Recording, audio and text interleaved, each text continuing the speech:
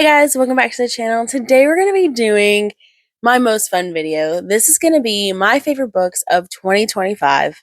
These are in order from the least loved to the most loved. The first one on this list is Part of Your World by Abby Jimenez. This one we are following Alexis and Daniel. Alexis is high society. She's a doctor. She's a legacy. Her entire family is doctors. Like, this is what they do. They are well known for it, and they are huge in the doctor world. Daniel was raised by his grandparents. He lives in a bed and breakfast that he runs, that he's trying to keep afloat. And they end up meeting by chance. I don't really remember how they met. They met by chance, and they had a one night stand, and then they can't get enough of each other. They just go back and forth, and it's mostly Alexis going to him because she doesn't want him to be in her town. Mostly because her family would not approve of him at all. And plus, her ex-husband is, I think his husband, is living in her house still because he won't leave. So we're dealing with that. And I love their romance. Daniel is amazing. He is fantastic. I just love him. And she is great with him. I love her character arc of getting over what other people think and being herself and doing the thing that she wants to do. Oh, Abby Jimenez can do no wrong. The next one on this list is Pucking Sweet by Emily Rath. This one we are following Poppy as she is dealing with the new hockey team happening down in where are they at? They're the Rays. Jacksonville. They're in Jacksonville. And this new team is up and coming, and she's the PR manager for this team. And she is falling for two of these hockey players, Lucas and Colton. Lucas is your typical bad boy, grew up not being able to trust anyone, being abandoned by everyone, so he doesn't really do connections. Meanwhile, you have Colton, who is your typical love struck, sweet puppy. Like, you just love him because he's so sweet. But don't let that fool you because he is all man. Like, him and Lucas together are great. Now, it is a love triangle sort of thing, sort of polyamorous sort of relationship. They're having a great time. We're watching them navigate their feelings for each other and the newness of that, and dealing with this new career that they're all in and trying to make this team work and getting to know everybody. Meanwhile, Poppy is dealing with her family, and her family is garbage because they're high society and they hate everyone who they think is low class, you know? And Emily Rath does a great job. Pucking Sweet is book 3 in the Jacksonville Rays companion series. And I just love these. These are fantastic. They are very smutty, but they are a great time. I laugh out loud. I love the characters. Emily Rath does a really good job. The next one on this list is Beautiful Ugly by Alice Feeney. Now, this one is the one that really started my thriller love this year. Like, I have gone down a dark hole with thrillers. I have read so many this year, a lot of them Alice Feeney's, because of this book. This book was great, which is ironic because when it was first proposed in the book club that I was doing for work, I didn't want to read it. I was like, I don't read these kinds of things. I don't care. I was wrong. It was so good. I loved it so much. We're following this dude, Grady. The book opens with him on the phone with his wife, and she's on her way home, and he's a little upset because, like, she should be there and she's not. And she comes along, and she comes up on this woman that is laying in the road, and she gets out of the car, and Grady's like, don't get out of the car, don't get out of the car, don't get out of the car. She gets out of the car, and she's gone. No one's ever sees her again. She's just gone. And Grady is grieving. It's a year later, and he can't write anymore. He's got writer's block. He's down and out. He can't sell any books, so he doesn't have any money, and he's struggling, right? So his agent is like, hey, why don't you take this key, go to this cabin on this island? There's not very many people there. You'll have plenty of time and solitude to write. So he does. Well, this town on this island is super weird. They are so, so weird. They interact with him just oddly, and they are just quirky in like the weirdest ways. Not to mention, he is seeing his wife everywhere, and he will like follow what he sees, and then she's gone. And so he doesn't know if he's going crazy because the town's weird and he's seeing his wife and he's not sleeping and he's not really eating well and he feels like he's going crazy. So you don't know if it's him or the town and the wife is crazy. Like, you don't know. And it's fantastic. It was the best thing. I had a great time with this story. The next one is another thriller that I just loved. This is The Wives by Taryn Fisher. This was absolutely fantastic. We are following this woman Thursday, and she is sharing her husband with two other women, Monday and Tuesday. I think those are their names.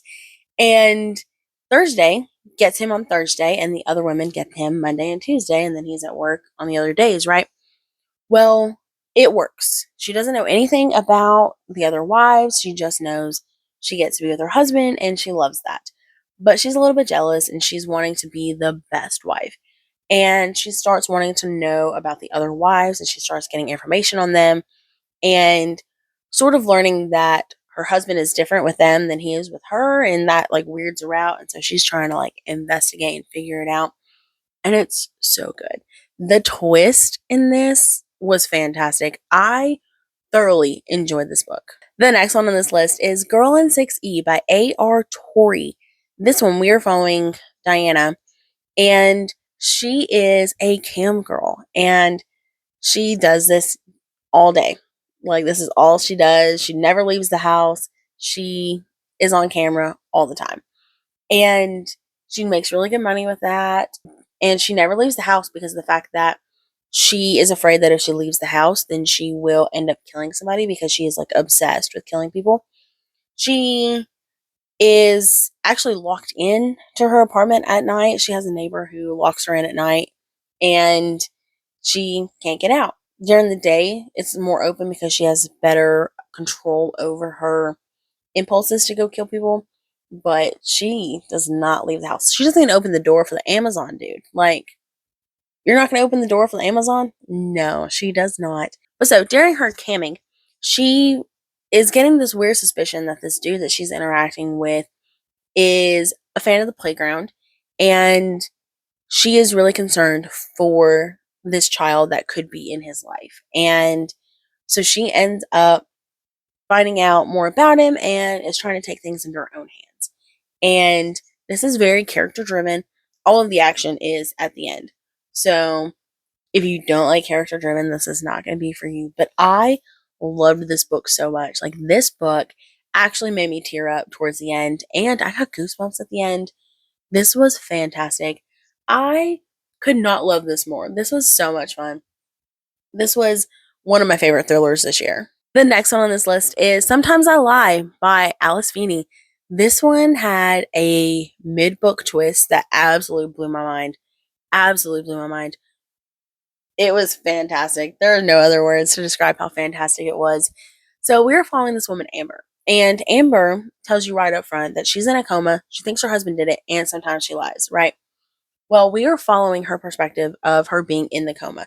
She's laying in the hospital bed, and she can hear what's happening around her, but she can't see anything. She can't move, all those typical traits of a coma. We get people coming in and out of the hospital room, and they're saying things, and like, she is trying to piece together what happened to her because she has no idea what happened to her, but she thinks her husband did it. So we're also getting a timeline of like a week or so before she was in the coma and kind of how things like led up to it. And so those pieces are unraveling as she's in the coma, learning about everything else on that end of it. And we're also getting these diary entries from her childhood. And you're learning about her family dynamics and her friendships and the people that matter to her and how she kind of like becomes who she is, right? Fantastic. I loved this so much. I loved how everything unraveled.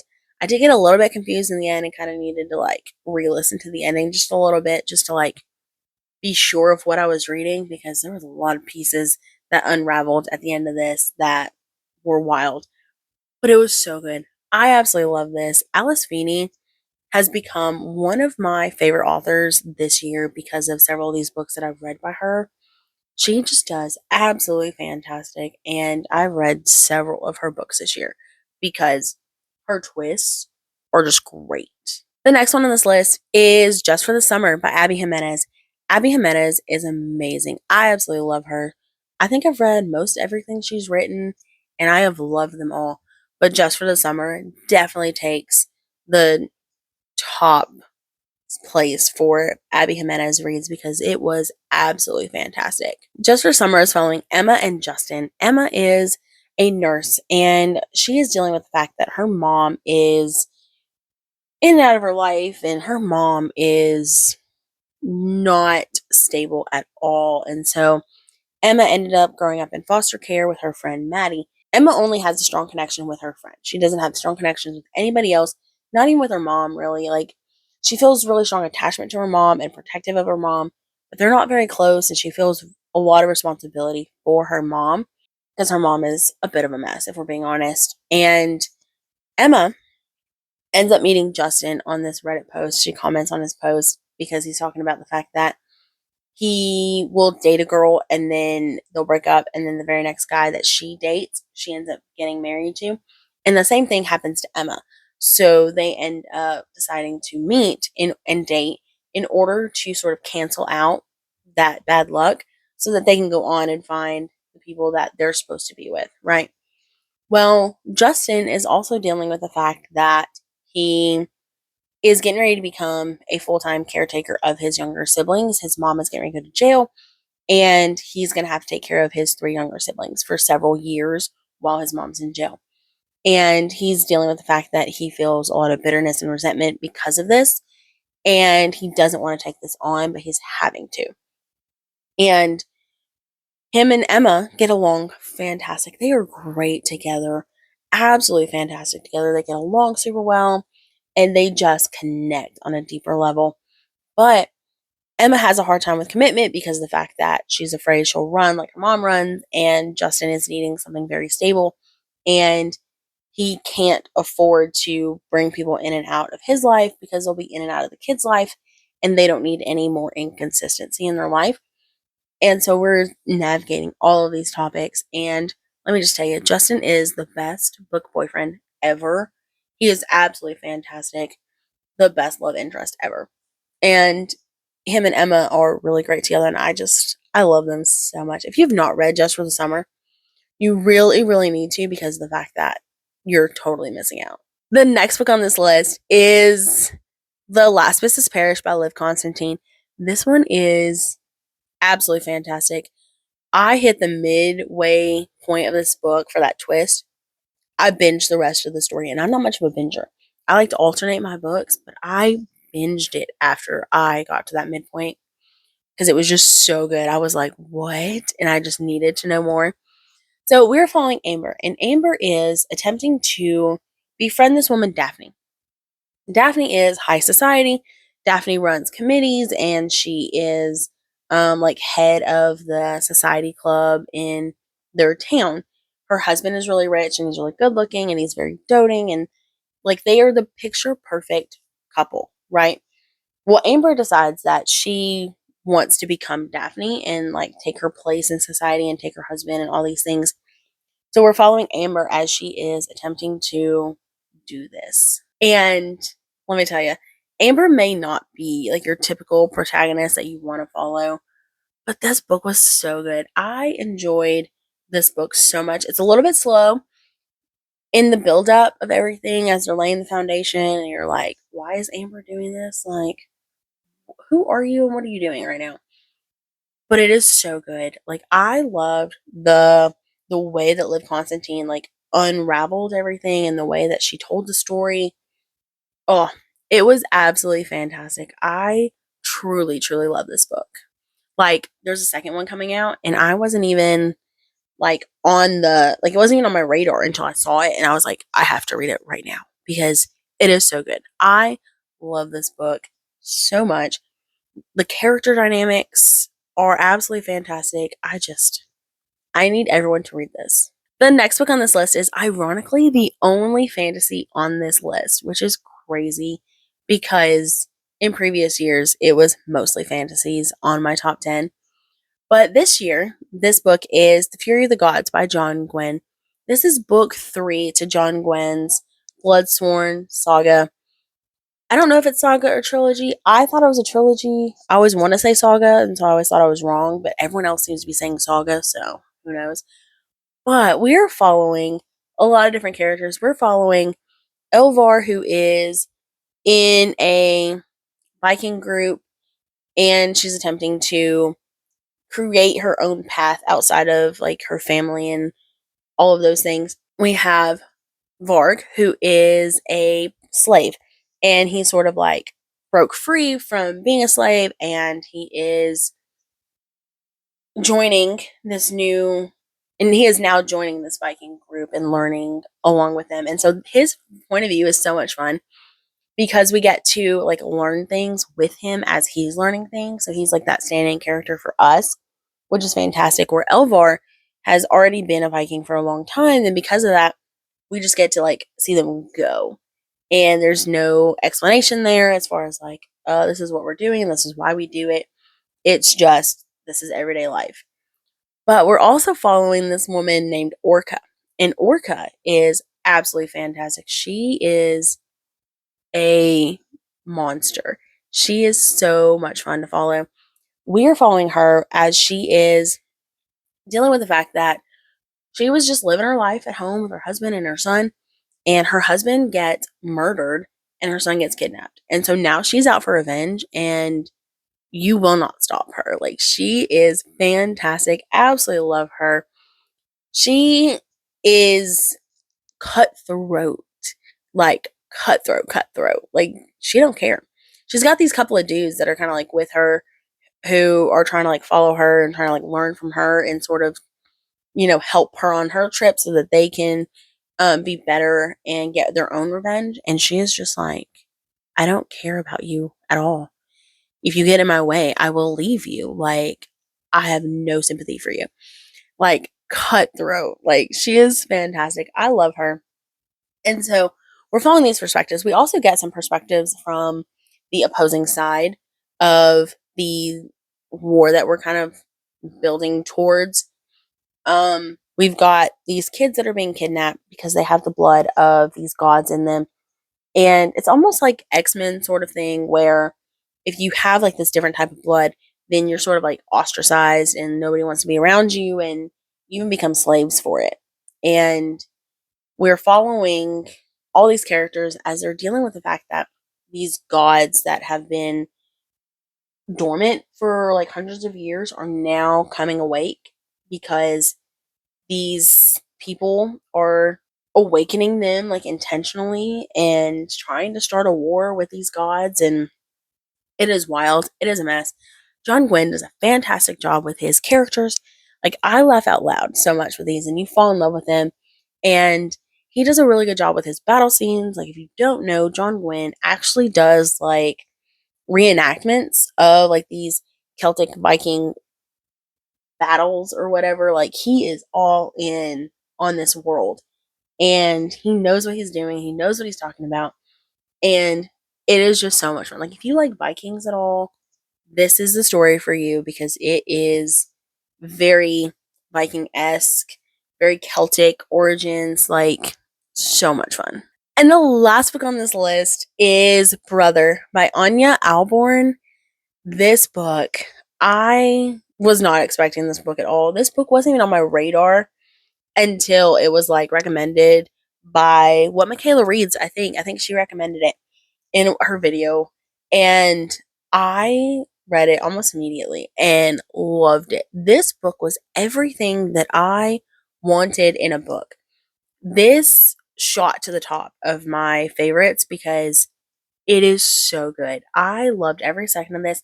I will probably reread it in the new year just because like it is so good and I just loved it so much. So we're following this dude Michael, and he's like early 20s and he's been living with his family.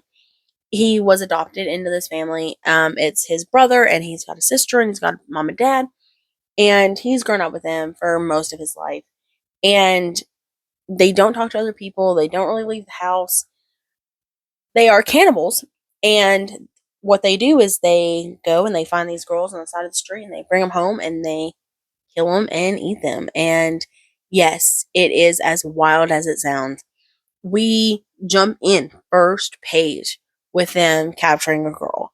Like, it is wild. Now, don't let that confuse you, because this is not a plot driven kind of story. This is very much a character driven kind of story. We're following Michael's perspective as he's dealing with the fact that he is not okay with everything that they're doing. He doesn't enjoy this.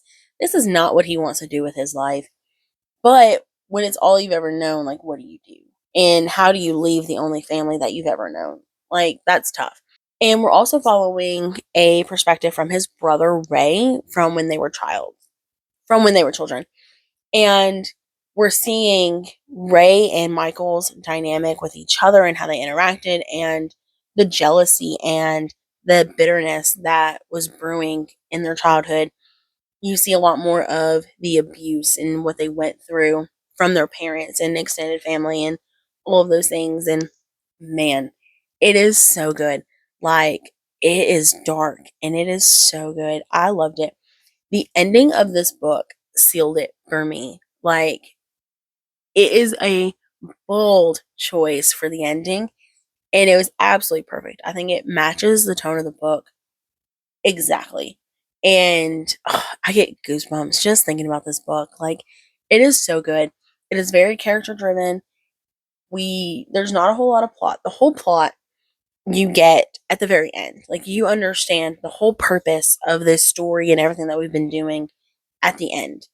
And so I can't tell you because it ruins the whole book. But we're dealing with Ray, who is very manipulative and he's very abusive to his brother, and Michael's dealing with the fact that he idolizes his brother, but he's also terrified of his brother, which, I mean, fair.